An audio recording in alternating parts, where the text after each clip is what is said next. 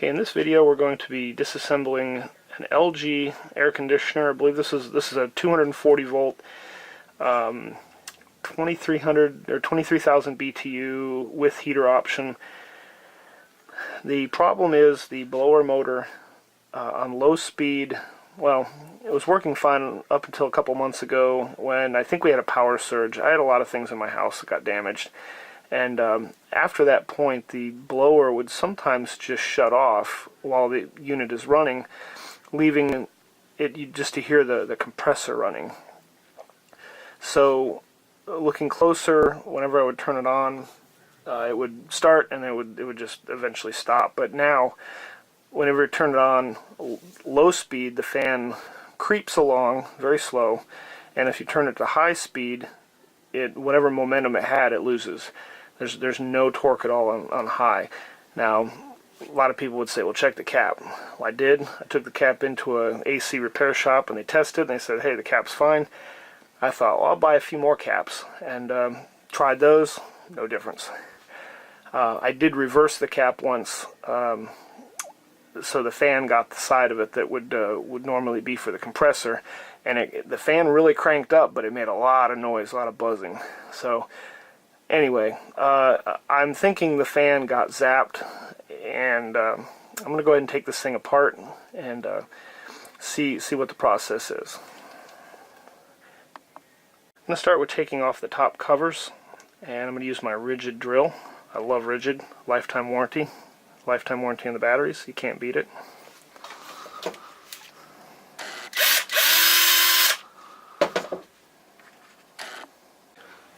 Alright, so I've pulled the top plate off.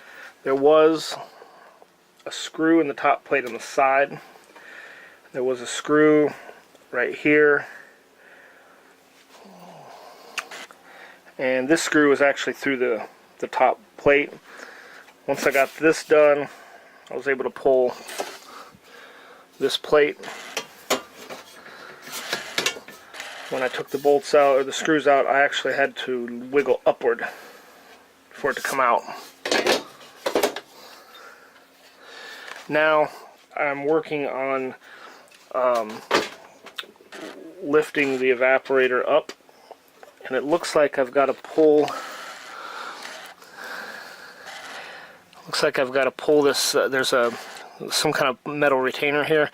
I'm gonna have to put a screwdriver in there and see if I can pop it up. I think that's gonna be the next part of what I do. I've been looking around here trying to figure out how to separate this. It looks like the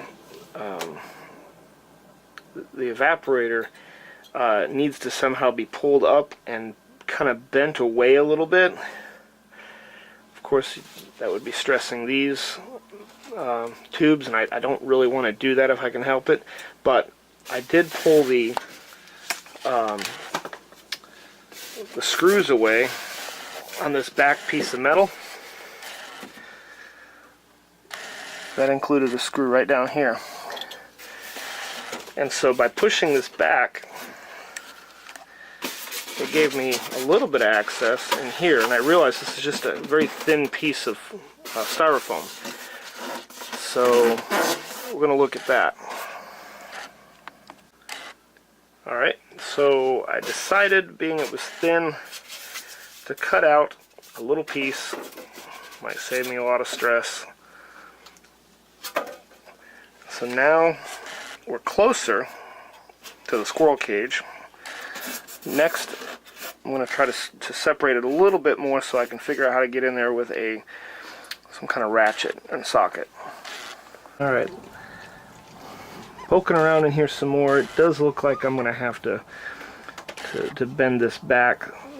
So what I did was, there's a couple little plastic retainer clips on this bottom tray. One is here and one is here. So I get in with a screwdriver and I kind of popped it up a little bit. As you can see, I brought it up some. And so from here, I've actually kind of lifted and kind of brought it outward a little bit. I'm going to do that a little bit more. And I think that will expose the heater elements, and then from there I'll remove those if I can. and then we'll get to the nut on the squirrel cage. Alright, I've pulled it back a little bit more. There's the heating element in here. Looks like it's held on by screws. Alright, so now I've pulled back the evaporator enough so I can get a little screwdriver in there, and we're going to start working on unscrewing several screws. And I might be able to pull the heater element back instead of pulling off the other screws. Alright, so down here at the bottom there's a black screw above the plate. I'd leave that alone. And then the bottom of the plate has the Phillips head for the heating element. I got those out. I went ahead and unplugged each one of the wires to the element, and now we're going to try to pry the element away a little bit to get some access to the squirrel cage. I did notice it looks like a spring clamp is holding the cage on, which I'm probably going to need some needle nose for that. Alright, and let me focus the camera. There we go. Squirrel cage is accessible, and the spring clamp is right there, and I should be able to remove that with a pair of needle nose. There we go. Got it off with my Craftsman needle nose. Alright, so now it looks like we're going to take the shroud off the condenser side. Got my rigid drill. And pull that off. Alright, now there was a couple of screws over on this side. Down here at the bottom.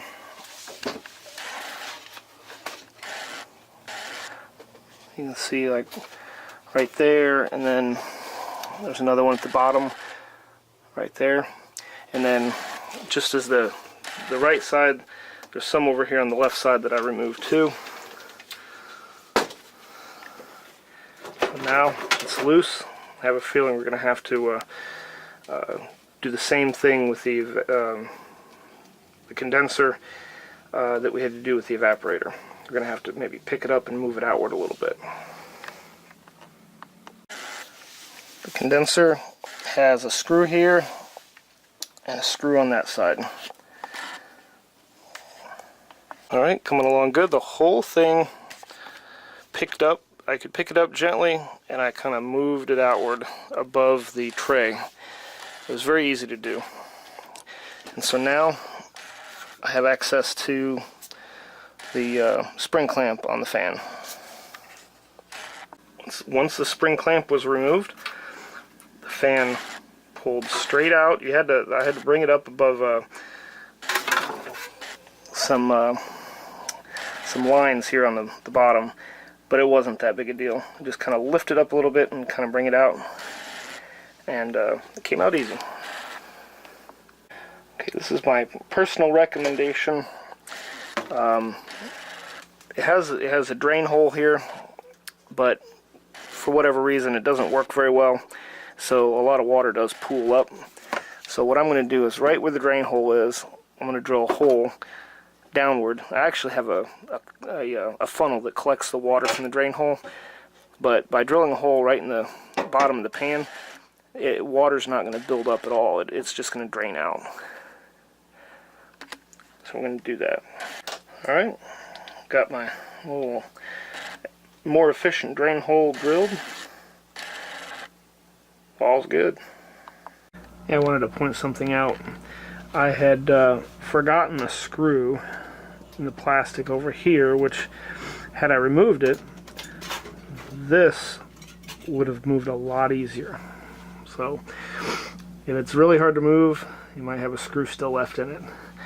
I also noticed some of these, the coil, the tubes, are wound up with a zip tie, which I'm suspecting if the technician needs to move this further away, they can cut the zip tie and gently unroll it to give them more room. I'm guessing that's what that's for. Alright, I have my Craftsman, still made in the USA. All the new Craftsman stuff made in China. Sad. I still prefer the made in the USA. We're going to be using a 8mm. And I'm just going to take all 4 of these off. There's 2 on each side. And after that, I'll feed the cable, the harness through, and then we'll be able to slide it on out. Okay, I got the 4 screws out, and then I just kind of pulled it. Bada bing. It came away from the squirrel cage. Now I'm gonna pull the harness through. If it comes through easily, it might not.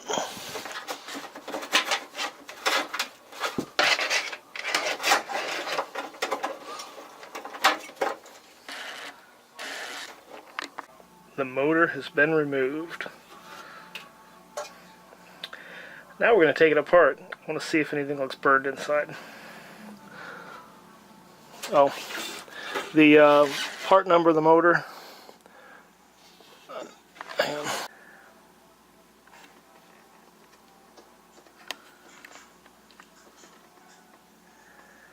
Can't really see it, but it's 4681A20130E.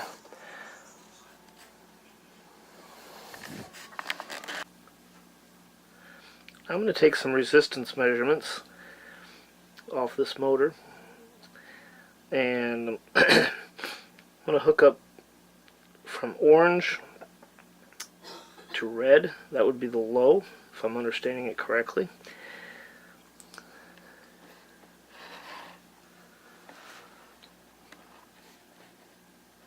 So orange to red, we're getting 42 ohms. Now some of the readings, or some of what I've read about online is the resistance should be at least like 150 ohms. So I would think that could be an issue there.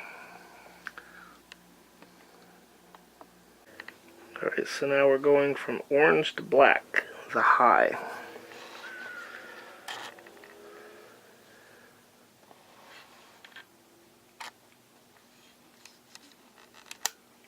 We're looking at 24 ohms. Less resistance should be for spinning faster, but again, I'm not sure if I'm getting the right readings, but nonetheless, this motor ain't working right. I've already tried replacing the caps. I've even tried one that had a higher capacitance on both sides with higher voltage, the 440 volts, and I've read that that's fine. At least, you know, higher capacitance, at least for a test. Alright, now my air conditioner doesn't use the blue medium, but just for the sake of test, we'll get a resistance reading. And look at that. It's in the middle of the 2 readings. 34.5 ohms.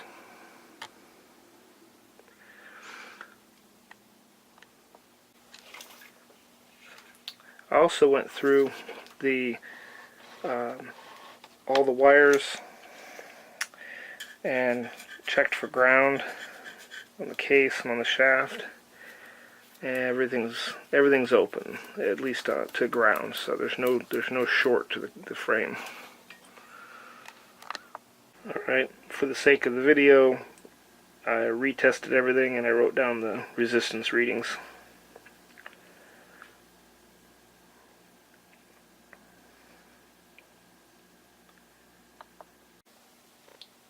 Alright, and just for the sake of coverage, I took these resistance readings.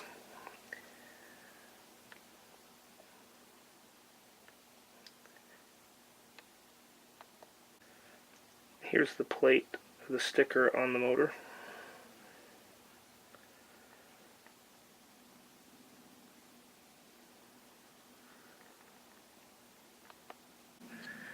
Alright, so removing the nuts, we're just going to loosen them all up, and that uses an 8mm.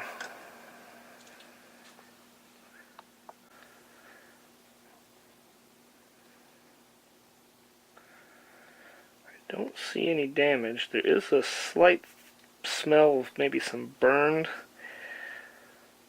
something.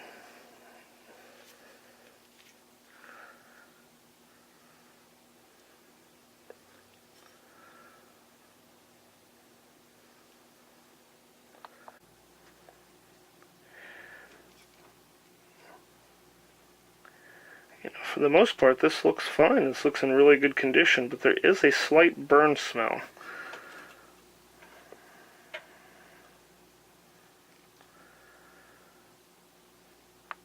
News: the motor has arrived. In preparation for installing the new motor, I went ahead and checked the resistance readings of each of the legs. And on this sheet I've compared the old motor to the new motor, and for the most part the numbers are similar, but there's a few of them where the new motor has a lot less resistance. For instance, old motor blue to black is 11 ohms, new motor is 6.1. Red to black was 18.5, new motor 12.2. I mean, those are the biggest differences. Everything else seems to look okay or similar. Okay, here's the new motor.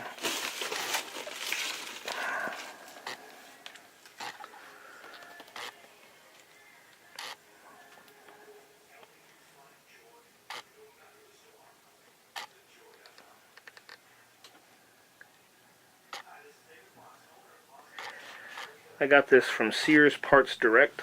Paid about $2.30 for it. It doesn't look to have been installed, but there is some a little bit of like rust here.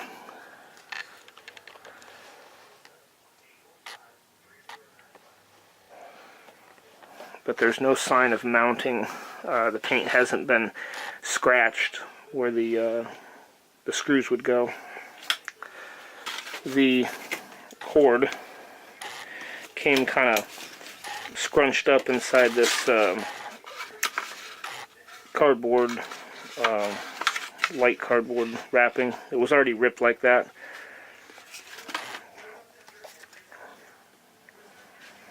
Alright, so I'm going to take the new motor, I'm going to feed it in through here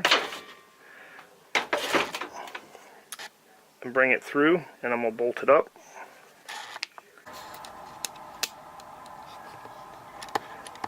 Alright, I've positioned the motor, and now I'm getting ready to put in the screws. Now, when I was running it through, I did have to spin the squirrel cage until it found the keyway on the shaft, and then I had to give it a little push inward, and it worked fine that way. And then you have the harness. You got to bring the harness out on the bottom and run it through back over here to make it available to go through the opening in the wall. Okay, I've got the screws back in there, and now I'm going to feed the fan blade here. I'm going to feed it through, and then I'm going to spin it until it finds the groove in the shaft, and I'm going to push it in, and then I'm going to spring the snap ring back on it, and then I'll start putting this back together. Alright, I got the snap ring here. I've got it compressed. I don't know if I can do this. Okay, I got to use both my hands. So basically I'm going to put it on there, and I'm going to release it, and then it's going to squeeze against the shaft. Alright, what I ended up having to do is to hold the snap ring against this, and then I had to get in here and squeeze it and then push on with both fingers. And then I released it, and it's good. Alright, we have the hood for the condenser in place. Just a reminder, there's 2 screws at the bottom. Those need to go in, and then you have your screws on the outside where the hood connects to the condenser. A couple there, a couple on the other side, and now we're ready to start working over here.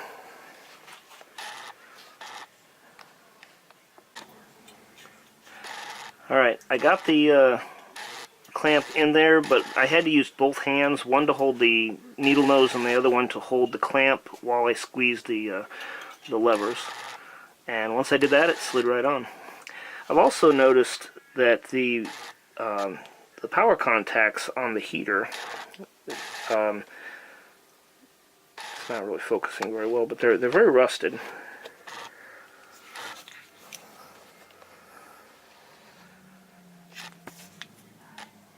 So I'm going to go ahead and brush those up with a Dremel. Alright, took care of it.